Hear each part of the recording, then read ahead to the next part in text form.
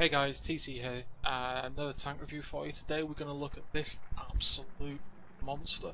This is the Tier 9 Russian heavy tank on the KV and IS4 line.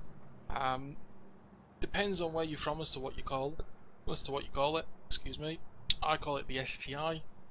Some call it the ST1, which is a bit confusing because there's an ST1 in the Japanese line as a medium. So STI it is. No relation to Subaru at all. As you can see, the crew on this is a dedicated crew.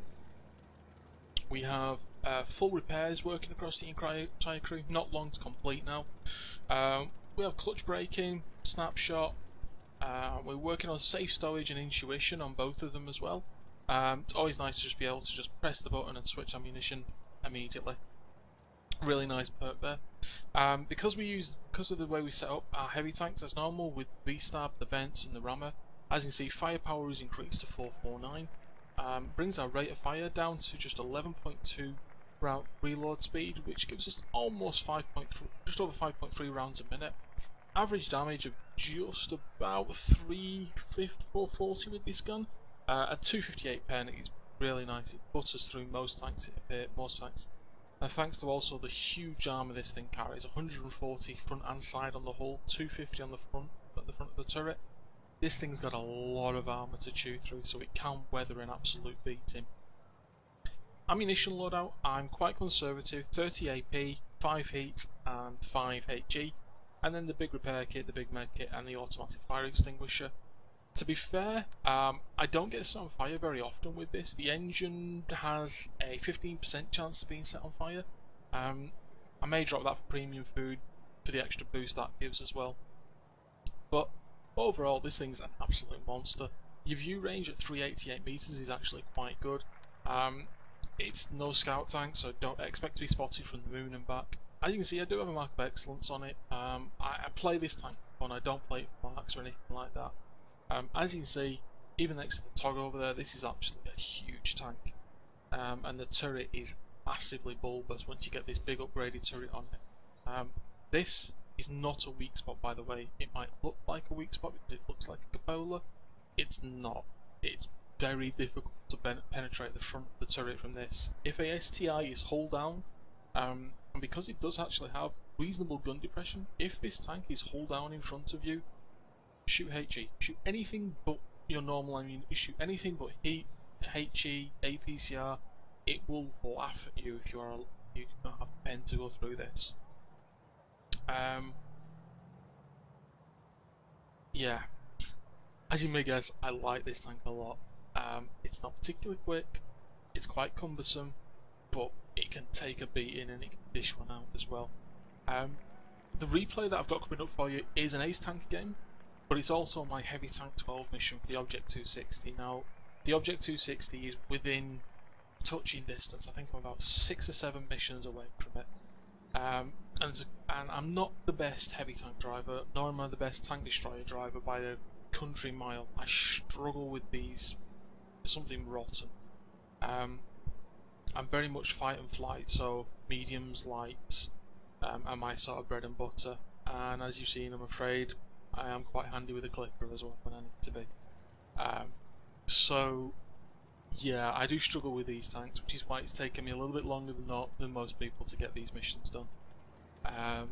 But you know, as I've stated before, I am no unicorn, just a normal Joe average player for you guys. And hopefully that's the appeal. Anyway, let's see the replay and let's see this monster in action. And you can see how I completed heavy tank 12 for the Object 260 as well.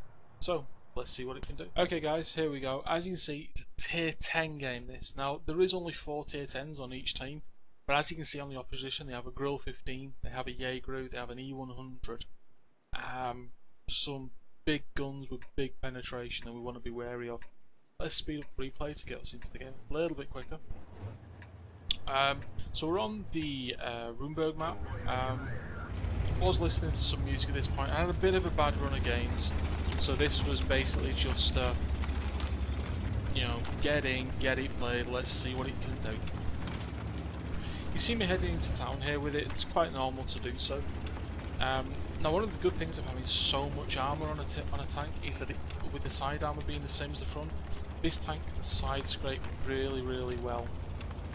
And while I'm not brilliant at side scraping, I can do it. It just takes me a little bit of time to get it set right. So I get spotted by the E50M there, pushing across aggressively to this corner. And it's at this point on the stream I was saying, oh, I've not got any help. However, shots start to come in, the bounces start to happen. As you can see, quick repair score on this tank thanks to the crew. Another shot takes our tracks there, another bounce again, and we're just dealing constant damage here. Whenever the gun's fired, it reloads, we aim, we put a shot in. I don't know what the Skoda thinks he's doing down here. He's got no armour to be here, and he's got a clip as well, so he's a primary target to take out. Auto-loaders are dangerous.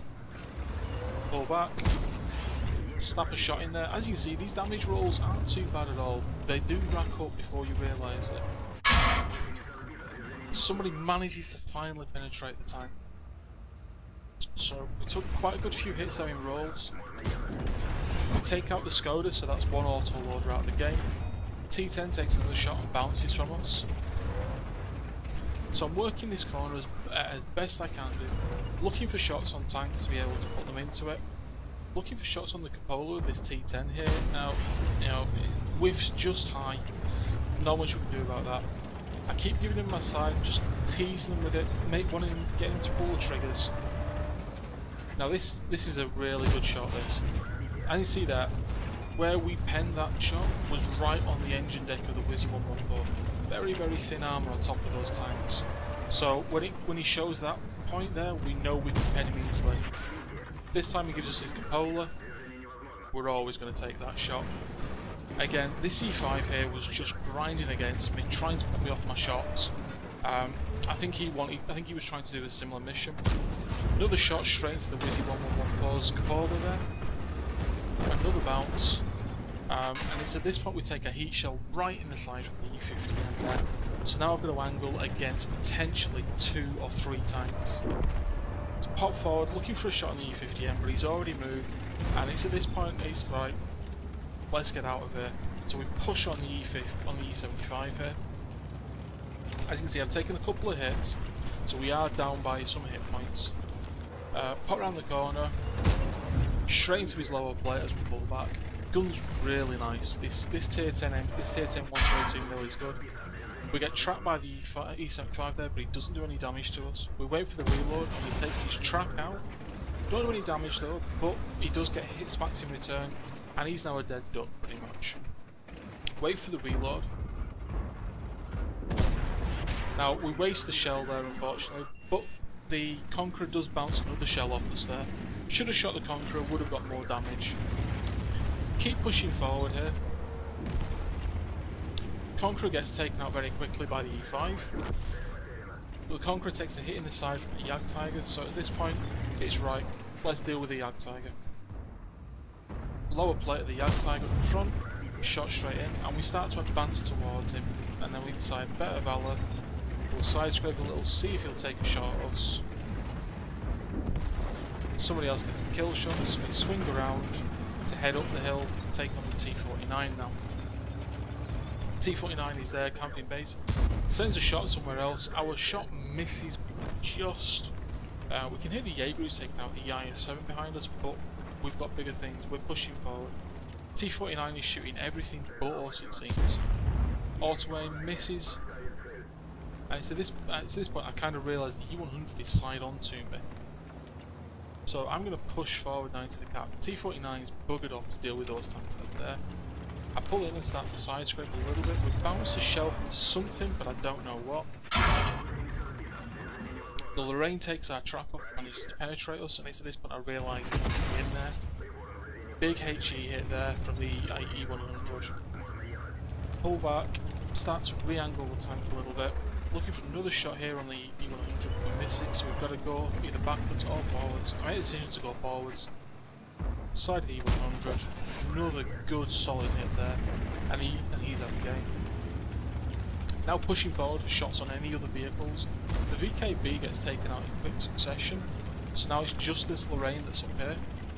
But as you can see, we're pushing forward, you know, looking for more damage. Auto-aimed, but he's behind a building, and when there's a 57 heavy next to you, you're never going to get any more damage. It's the end of that game, and let's see the results. So, post-game results. As you can see, we've got a Mastery Badge, Hand of God, Bruiser, Fire for Effect, and Shellproof. We've got the Confederate Badge, and we also got Steel Wall for that game. 75,730 credits with 3,930 XP. That was doubled though. As we can see from the base score, we did 5,162 damage, which is, it's a lot more than anybody else on the team. It's over 1,200 more than the E5 did, and that has a much quicker rate of fire than we do. We also got highest base XP in the team as well. We did more damage than a Grill and a Jaeger. That's a pretty brutal game, that, and you know, we kept the gun singing when we could do. But I had 17 shots. Unfortunately, we fluffed 3 of them, which means we only managed to hit 14. And of those 14, 12 did hit. 5,162 damage. That's a big chunk of damage. We received 21 hits. Now only 4 penetrated us, but 17 didn't, giving us that crucial 6,130 block my armor. Remember, I was after triple for HT12, but there is a proviso that you do 3,000 damage as well. So you've got to do both of them to complete Heavy Tank 12, and it's not particularly easy. So managed to get the damage blocked and managed to get the damage out as well.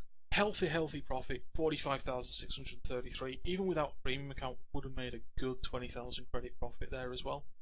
You know, not exactly a long battle there, 5 minutes 46 seconds.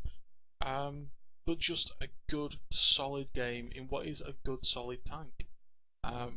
It doesn't do anything spectacular well. It's not got the quickest reload. It's not got the most armor, but it works, and it's really, yeah, it's a good tank to do, and it's a keeper for me. So, see, STI definitely gets the thumbs up for me, and yeah, hopefully you've also enjoyed this replay. If you have, you know, give us a thumbs up, drop a subscribe on the channel. We're almost at 100, which is absolutely amazing. You know, 3 months ago I didn't think I'd even get up to 20 by now. So, you know, to be nearly knocking on the door of 100 is pretty awesome. Hopefully you're enjoying the videos, and now we're starting to dial in this audio as well. You know, hopefully things will just take off, and we'll see more and more people join the channel. But yeah, any comments or feedback are great, and I'll catch you on the next review, guys. See you later.